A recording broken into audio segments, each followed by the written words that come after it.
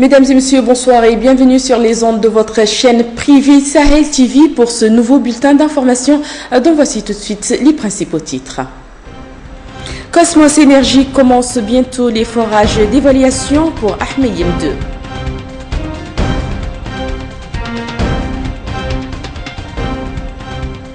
Un manuel pour les droits de l'homme et la citoyenneté en Mauritanie.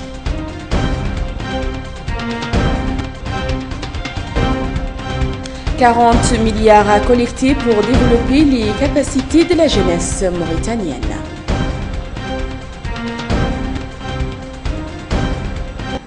Merci, mesdames et messieurs, de vous joindre à nous.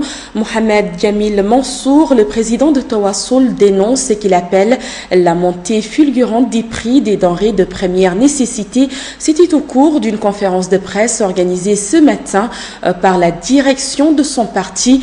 Il a souligné que certaines denrées ont connu une hausse brusque et considérable de leur prix, alors que d'autres ont vu leur prix augmenter graduellement pour atteindre des niveaux assez insupportable pour les citoyens. Mohamed Jamil Mansour a déclaré que cette hausse des prix s'est accompagnée d'un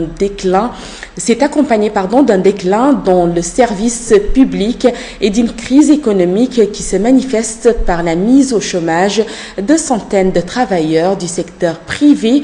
Au cours de cette conférence de presse, le président de Tawassul a fait un tour d'horizon de la situation du pays qu'il voit très mal à tous les niveaux. Écoutons à ce propos le président de Tawassul, M. Jamil Mansour. Nous sommes fiers au niveau de Tawassul. Si on attaque les Mahadra, on dit qu'on attaque Tawassul. Ça veut dire que Tawassul reflète l'identité réelle de la Mauritanie si on le présente comme cela. Tawassul est un parti politique qui utilise les moyens d'un parti politique. Il sensibilise, il prend les positions, il les critique, il fait les manifestations, il essaye d'encadrer les citoyens et les militants.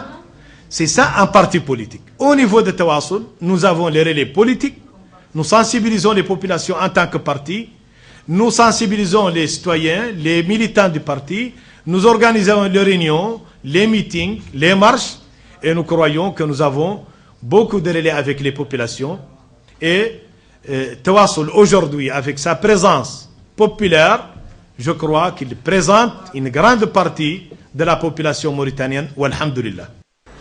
Du nouveau chez Cosmos Énergie qui va engager un forage d'évaluation dès la fin du mois pour avoir une idée la plus exacte possible des réserves de gaz naturel existantes dans ces blocs C8, C12 et C13 équivalent à Ahmeyim 2. L'entreprise est très optimiste quant aux résultats attendus et qui pourraient être obtenus dans 6 mois. Selon toute vraisemblance, et si l'étude économique qui est positive, l'exploitation pourrait être envisagée l'année prochaine. La célérité du processus s'explique par l'engagement politique des gouvernements du Sénégal et de la Mauritanie qui ont dit leur total accord sur cette exploitation selon les bases scientifiques, autrement dit selon les réserves dans chaque pays. Enfin, un manuel d'éducation à la citoyenneté et aux droits de l'homme en Mauritanie. La sensibilisation autour de ce manuel vient d'être lancée à Nouakchott par le bureau de l'UNESCO pour le Maghreb. Le manuel en question est coédité avec le soutien de l'Agence espagnole pour la coopération internationale au développement. Et c'est un reportage signé Fatima Tadé. Une journée dédiée au manuel d'éducation à la citoyenneté et aux droits de l'homme pour les jeunes en Mauritanie. Elle vise à sensibiliser et à échanger entre les différents acteurs sur les enjeux de l'éducation à la citoyenneté et aux droits de l'homme. Ce manuel est un outil qui va aider les jeunes mauritaniens à mieux comprendre l'esprit des droits de l'homme, à les mettre en perspective dans leur contexte social, politique, économique et culturel, et aussi à exercer leur rôle de citoyen informé et éclairé. Dans un mot prononcé pour la circonstance, le représentant de l'UNESCO au Maghreb a salué l'effort fourni pour la disponibilisation de ce manuel. C'est la raison pour laquelle avec le ministère de la Culture et de l'Artisanat et la Commission nationale, nous avons tenu à ce que notre conférence aujourd'hui fasse une connexion très directe entre l'exposé des principes et la présentation d'un outil pratique, concret, qui, nous l'espérons, puisse, entre autres, aider à étayer et diffuser les objectifs de ce grand programme lancé en fin d'année dernière, qu'est la revitalisation des valeurs. C'est en effet seulement à partir du moment où la philosophie des droits de l'homme universelle, interdépendant, indivisible, imprègne non seulement l'appareil de l'État et de ses institutions, mais surtout la manière d'être et de vivre des individus et des communautés, que l'effectivité de ces droits peut réellement être assurée sur le long terme. Ce manuel est composé de 20 fiches thématiques offrant des connaissances sur les conventions et normes internationales en matière de démocratie et de droits de l'homme, une contextualisation au cadre normatif nationaux, des questions clés à explorer avec les jeunes ainsi que des exercices interactifs et des références sur les thématiques traitées. L'objectif de ce programme est d'offrir un outil accessible, utilisable et utile aux éducateurs, animateurs, formateurs et enseignants impliqués dans des activités éducatives auprès des jeunes afin qu'ils puissent éveiller l'attention et la curiosité de ces derniers sur ce que veut dire citoyen, vivre dans un état de droit et agir pour le bien commun. Je suis Siham Telmara Poulebane, je suis formatrice à l'ENS et je suis, pendant ces 2 jours, j'assure certains ateliers dans cet important atelier de lancement du manuel sur la citoyenneté, l'éducation sur la citoyenneté et les droits humains. Je pense que c'est aussi l'occasion pour le côté formel et informel de bénéficier d'un enseignement qui va promouvoir un peu la socialisation et une certaine culture, la socialisation en termes de droits humains, mais aussi une certaine culture aux droits humains. Pendant 2 jours, les participants auront l'occasion exceptionnelle d'échanger entre les différents acteurs concernés les enjeux de l'éducation, le respect aux droits de l'homme en Mauritanie, ainsi que sur les manières d'utiliser ce manuel dans le cadre de formation des formateurs. Des résultats préliminaires d'une étude à ce sujet seront présentés. Prennent part à cette conférence un groupe d'experts, de chercheurs et hauts fonctionnaires mauritaniens actifs dans le domaine de l'éducation citoyenne. Près de 7 mois après la signature de l'accord pour la paix et la réconciliation, l'heure est au bilan. Une réunion consultative de haut niveau des membres du comité de suivi de mise en œuvre de cet accord issu du processus d'Alger s'est tenue hier. Étaient présents les partis maliens signataires du gouvernement, la coordination des mouvements de l'Azawad et la plateforme d'Alger et tous les membres de la médiation de le Niger, la Mauritanie, le Burkina Faso, le Tchad, le Nigeria, la France, les États-Unis d'Amérique, l'ONU, MINUSMA, UAMI Sahel, CEDEAO, UE, OCI. L'accord pour la paix et la réconciliation au Mali, issu du processus d'Alger, paraphé par les représentants du gouvernement et de la plateforme des groupes armés, est le fruit des discussions les plus profondes, les plus participatives et les plus médiatisées de l'histoire du Mali en ce qui concerne le conflit au nord. Rencontre entre partenaires techniques et financiers pour préparer une table ronde sur les stratégies nationales de la jeunesse hier à Nouakchott, initiative du ministère des Affaires économiques et du Développement. Mohamed Lemine Seydi nous en dit plus. L'objectif de cette journée de rencontre entre les partenaires techniques et financiers est de voir comment notre pays doit préparer sa jeunesse à relever les défis de demain, voir également quelles sont les conditions pour que les jeunes Mauritaniens retrouvent espoir et confiance en l'avenir et déterminer les besoins en financement du plan d'action pour l'emploi de la jeunesse.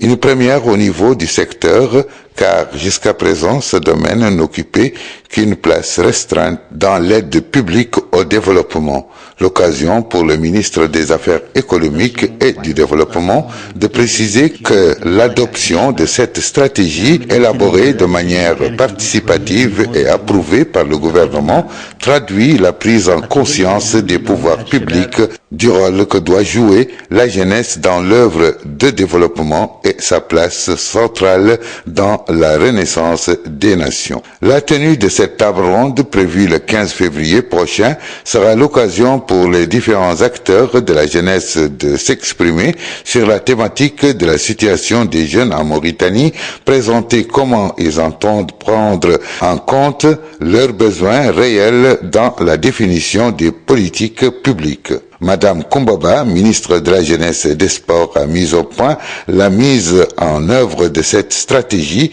qui s'opérera à travers l'implication des acteurs publics et privés, mais aussi des jeunes de façon permanente dans toutes les étapes de son exécution. Les services de l'administration mauritanienne vont très mal, que ce soit dans les hôpitaux, les bureaux de recensement, partout. Le décor est le même, rien ne semble aller. Mamadou Dembassi, reportage. Toutes les fonctions administratives du pays ont cette mauvaise réputation auprès des citoyens. D'être paresseuses, payées à ne rien faire est désagréable. Ici, c'est le centre d'enrôlement d'Ixar. Diagne Ibrahima arrive pour se faire recenser. Il est là depuis 5 heures du matin. Mais les recenseurs, eux, viennent beaucoup plus tard, à 9 heures. Malgré tout, Ibrahima pense que dans l'ensemble, ça va. On est là depuis 5 heures du matin pour les listes. Et après, ils arrivent, le personnel arrive un peu en retard. Nous, on est là depuis 5 heures du matin. C'est à partir de 9 heures qu'ils sont venus. Qu'ils ont commencé à faire les pièces d'identité. Il est bon dans la mesure que c'est la première fois qu'on le fait. Les gens viennent en désordre, tout ça, mais il est bon. Il n'y a pas de problème. On est enregistré, voilà, il n'y a pas de problème. La carte d'identité, il y a assez de monde, donc il y a un quota qui est fixé. Il faut 30, et les 30 premiers sont enregistrés et ils passent. Il n'y a pas de problème. Tout va bien pour Ibrahima, mais tout va mal pour Rokhaya Sow, dont les dossiers ont été rejetés parce que le père de sa fille est de nationalité malienne. Je suis venu pour recenser ma fille. Ils disent qu'elle n'a pas droit à trouver le papier mauritanien. Il faut que son père vienne pour faire séjour. Et son père n'est pas là, il vient par 4 ans, 5 ans. Et moi, je voulais faire mon passeport pour rejoindre mon mari et ma fille. Mais depuis là, je suis là à courir jour et nuit pour trouver les papiers, mais on dit qu'elle n'a pas droit à les papiers. Ici, on touche au fond de l'administration publique mauritanienne. Pas la peine d'appeler entre 8h et 9h du matin. Vous joindrez rarement un employé dans son bureau. Les services sont dans le désordre. Les responsables font ce qu'ils veulent. Le chef est introuvable. Il vient quand il veut et repart quand il le désire. Les services de l'administration mauritanienne vont très mal. Que ce soit dans les hôpitaux ou ailleurs, si tu vas à l'hôpital, tu es obligé de payer pour avoir quoi que ce soit. Même pour la fonction publique, c'est comme ça. Nous voulons que le président ait une attention particulière sur cette question. Beaucoup de frustration demeure suite aux insuffisances dans la qualité des services rendus aux citoyens. Du coup, les populations se plaignent énormément et interpellent le président de la République. Il est demandé d'impliquer les procédures et de mettre du sérieux dans les administrations publiques. La création du bureau d'accueil dans les administrations n'est pas arrivée à bout de tous les dysfonctionnements. Nous sommes une société analphabète en matière d'organisation. La volonté de faire respecter l'ordre et l'organisation doit être grande. Ce mal touche également le secteur privé et notamment les établissements bancaires dans notre pays. Les relations entre les clients et leurs chargés de clientèle et les caissiers se sont beaucoup dégradés ces dernières années dans notre pays. Des clients attendent toujours au guichet, des caissiers qui parlent au téléphone. Place maintenant à l'actualité internationale en bref et en images avec Ismaël Mustafa Tandia. Le président béninois Thomas Boni Yayi s'est rendu lundi à Ouagadougou pour témoigner de la solidarité des pays d'Afrique de l'Ouest après l'attaque meurtrière du week-end et a promis une riposte régionale aux violences des djihadistes. Le président béninois et son homologue burkinabé, Roch Marc Christian Kaboré, ont visité les lieux de l'attaque de vendredi soir contre 2 hôtels et un restaurant de la capitale après un entretien au palais présidentiel de Ouagadougou. À son arrivée à l'aéroport, M. Boniaï avait souligné que ce n'est pas le Burkina seul qui a été frappé, c'est toute une sous-région. Le premier ministre du Mali, Modibo Keïta, s'était rendu dès dimanche dans la capitale burkinabé où il avait lui aussi déclaré que Bamako et Ouagadougou devaient mutualiser leurs efforts contre le djihadisme et le terrorisme. En Iran, le porte-parole du ministère des Affaires étrangères a dénoncé lundi de nouvelles sanctions américaines contre le programme balistique de l'Iran et les a qualifiées d'illégitimes. Les États-Unis ont annoncé dimanche de nouvelles sanctions liées au programme de missiles balistiques de l'Iran au lendemain de la levée de l'arsenal des mesures de rétorsion qui visait son programme nucléaire avec l'entrée en vigueur de l'accord conclu en juillet dernier entre Téhéran et les grandes puissances. Par ailleurs, le chef de l'Agence internationale de l'énergie atomique est arrivé lundi matin à Téhéran pour des entretiens avec le président Hassan Rouhani 2 jours après l'entrée en vigueur de l'accord nucléaire. L'AIEA a donné samedi son feu vert à l'entrée en vigueur de l'accord historique conclu en juillet entre l'Iran et les grandes puissances, soulignant que Téhéran avait tenu ses engagements en vue d'une levée des sanctions internationales. À Port-au-Prince, des heurts violents ont éclaté ce lundi. Les opposants au régime exigent la mise en place d'un gouvernement de transition et l'organisation d'un nouveau scrutin présidentiel. Le candidat de l'opposition Jude Célestin dénonce une farce électorale et refuse de participer dimanche au deuxième tour de l'élection présidentielle. Jude Célestin a obtenu un peu plus de 25% des voix au premier tour des élections, le 25 octobre dernier, 5 points derrière le candidat du pouvoir, Jovenel Moïse. Une commission indépendante a estimé que le premier tour du scrutin a été entaché d'irrégularités. Un incendie important s'est déclaré ce matin au Ritz. Selon les pompiers, le feu a pris au 7e étage de l'hôtel de luxe parisien qui est actuellement en travaux et fermé au public. Les flammes menaçaient de se propager à l'ensemble des combles et à la toiture, mais l'incendie serait désormais sous contrôle. Le Ritz est cet hôtel de grand luxe qui se trouve place Vendôme, au cœur de Paris, entre l'Opéra et le Jardin des Tuileries. L'établissement est fermé pour rénovation depuis 2012 et devait rouvrir en mars prochain.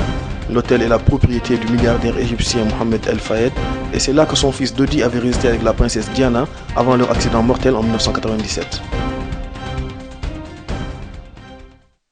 Ainsi, mesdames et messieurs, prend fin cette édition. Merci à vous de l'avoir suivi. Un grand merci à toute l'équipe technique et rédactionnelle. Avant de nous quitter, comme chaque soir, tout de suite, le rappel des principaux titres. Cosmos Energy commence bientôt les forages d'évaluation pour Ahmeyim 2.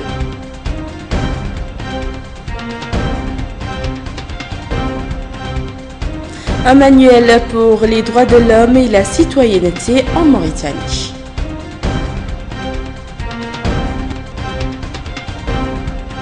Et puis 40 milliards à collecter pour développer les capacités de la jeunesse mauritanienne.